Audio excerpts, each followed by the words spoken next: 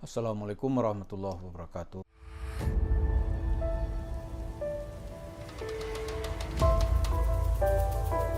Para pemirsa, karena kita masih hangat membicarakan hasil Pilpres dan pemilu pada 14 Februari 2024 ini, maka tidak ada salahnya kita membahas di seputar hasil Pilpres, pemilihan presiden, dan posisi Pak Jokowi serta orang-orang yang berseberangan dengannya.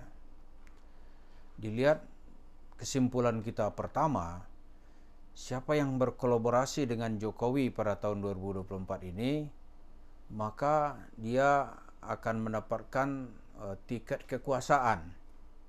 Di antaranya yang paling menonjol itu adalah Prabowo Subianto berkolaborasi dengan Jokowi, maka itu memuluskan jalan Prabowo untuk menuju istana menggantikan Jokowi nanti di bulan akhir Oktober tahun 2024. Kita lihat lagi dalam kesempatan itu juga Jokowi bisa melihat siapa orang-orang yang tidak sejalan dengan dia atau kaum oportunis yang selama ini berlindung di balik Jokowi. Di antara sosok yang perlu dicatat sebagai seorang oportunis yang selama ini berlindung di balik Jokowi dan sekarang berseberang dengan Jokowi, itu adalah Yusuf Mansur. Ya, Yusuf Mansur. Pada tahun 2019, dia dengan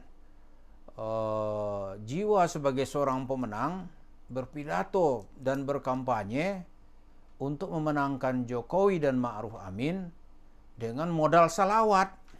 Modal salawat aja dia. Kita lihat itu di televisi, modalnya salawat gitu. Tapi ternyata jalan atau langkah politik Yusuf Mansur pada tahun 2024 ini itu kecele dia. Dia tidak lagi bersama Jokowi. Entah apa pertimbangannya, mengapa dia tidak bersama Jokowi.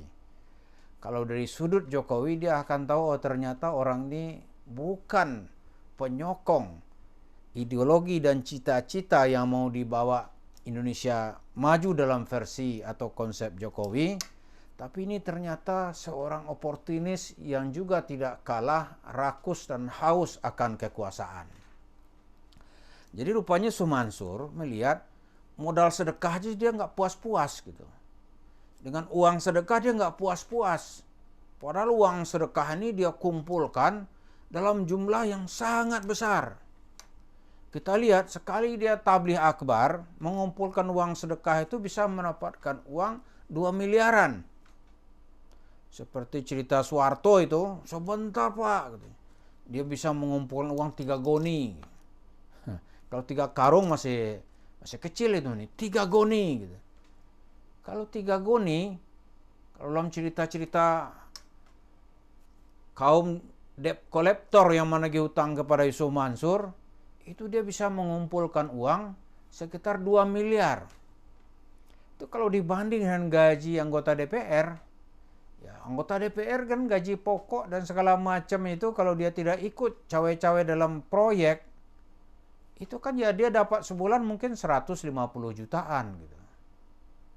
Ya kan? 150 jutaan. Itu tidak ada apa-apanya dengan kemampuan Yusuf Mansur meraup uang masyarakat. Nah, sampai tahun 2019 dia berlindung di balik, rupanya dia berlindung di balik Pak Jokowi. Karena itu orang mau membidik Yusuf Mansur harus berpikir berkali-kali.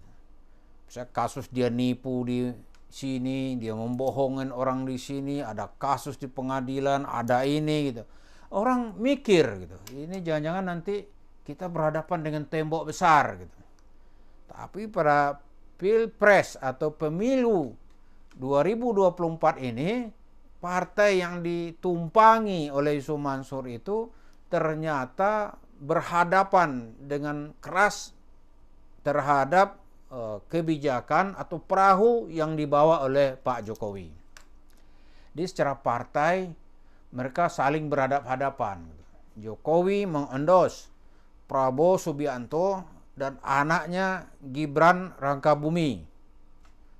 Nah, sementara Yusuf Mansur itu bersama-sama dalam Partai Perindo, P3, PDIP itu bergabung di belakang Ganjar Pranowo dan Mahfud MD dalam pertaruhan menguasai istana atau mengendalikan republik di masa depan. Ternyata dalam quick count itu 56 sampai 58% suara masyarakat itu memilih pilihan yang dibawa oleh Pak Jokowi, yaitu memilih Prabowo Subianto dan Gibran.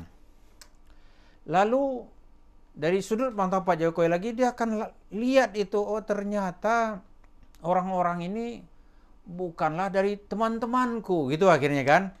Kalau 2019 ini adalah satu grup dia, dianggap ini teman-temannya atau sahabat-sahabatnya atau orang-orang yang satu cita-cita dengannya, di 2019 warna itu sudah berbeda. Maka kita lihat dua partai yang menentang Jokowi ini nasibnya nggak jelas ini. Yang pertama itu tadi Partai Perindo. Partai Perindo mungkin dia paling tinggi nanti dapat 2%. Ada lagi yang paling hebat itu dia nyungsep gitu, yaitu Partai Persatuan Pembangunan. Jadi mantra-mantra yang selama ini dibawa oleh siapa itu? Mantan ketua P3. Mantan ketua P3 yang mengatakan bahwa koalisi yang terbaik untuk Indonesia itu adalah nasionalis dan kaum agama. PNI itu harus berkoalisi dengan kelompok Islam dalam tanda kutip yang disebut dengan kaum Nahdiyin, NU gitu. Itu yang disuarakan oleh Romi Rohmuzi. Maka dengan dasar itu dia berkoalisi dengan PDIP. Ternyata dalam pemilu 2024 ini suara PDIP relatif tidak berkurang apa-apa. Artinya suara PDIP pada tahun 2024 ini ya samalah dengan suara partai yang diperoleh dalam pemilu 2019. Begitu juga nanti dalam pemilu 2014. Ya sekitar 19 atau 20% gitu. Tapi suara P3 pada tahun 2024 ini nyungsep. Banyak para pengamat menilai ini partai ini akan kehilangan kursinya di DPR RI. Dia nggak akan ada lagi fraksi di mana di sana ada fraksi P3 gitu. Nggak akan ada lagi. Jadi kita lihat ya di mata Pak Jokowi ini kalau tokoh-tokoh yang selama ini dinilai wah ini ternyata berlindung di balikku gitu kan.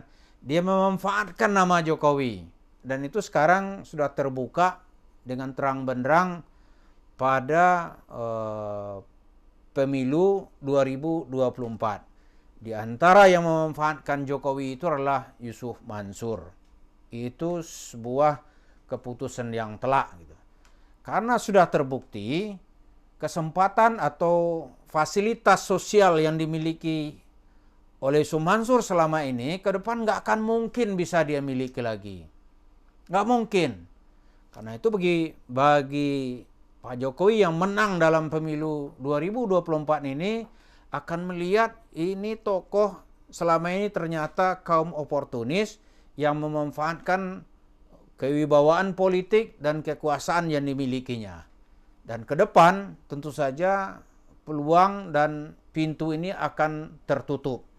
Karena itu perlindungan besar bagi Yusuf Mansur sekarang ini sudah hilang. Maka kita akan melihat ke depan bagaimana Yusuf Mansur ini tidak tahu dia akan berlindung kemana gitu. Karena itu mari kita lihat bersama kemana dia habis pemilu 2024 ini.